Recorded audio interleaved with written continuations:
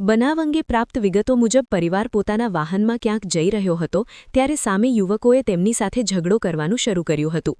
તેઓએ પરિવારના સભ્યોને ખરાબ ગાળો આપી હતી અને બોલાચાલી કર્યા બાદ હાથમાં પહેરેલા કડાઓ વડે ઢોર માર માર્યો હતો।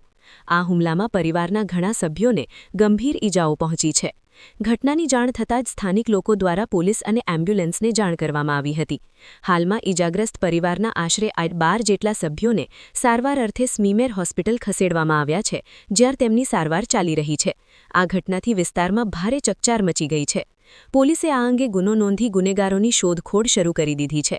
પ્રાથમિક તપાસમાં આરોપીઓ અને પીડિત પરિવાર વચ્ચે અગાઉથી કોઈ દુશ્મની હોવાનું સામે આવ્યું નથી। પોલીસે વિસ્તારના સીસીટીવી ફૂટેજ કબજે કરી વધુ તપાસ હાથ ધરી છે।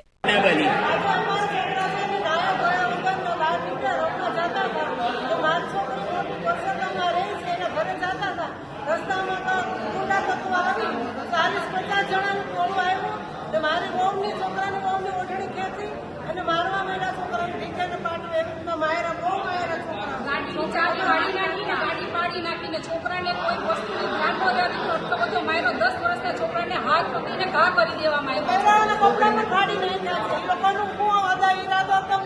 એ લોકોને અમને એમ નથી ખબર કે ધૂળેટી હતી તો એના હાથમાં કલર હોવો જોઈએ, પણ એના હાથમાં લાકડી હતી, કેબલ વાયર હતા, ઢોલ હતી, આ પથ્થર મારો કર્યો। આ બધું શું હતું? 10 વર્ષના છોકરાને પટ્ટા પણ મારવામાં આવેલો છે ને નિશાન પણ છે। આ બનાવ ક્યાં બન્યો?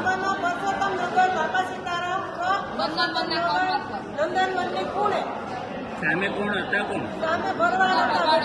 કોઈના નામ ખબર છે? એમના નામ નથી ખબર, પણ કોને ખબર છે? ચહેરા બધા અમે ઓળખી જશું। એમાં 2-3 ના નામ છે ખબર। ભાવો હતો, કાનો હતો, ગૌતમ ભગવાન હતો, આટલા 3 નામ આપે છે।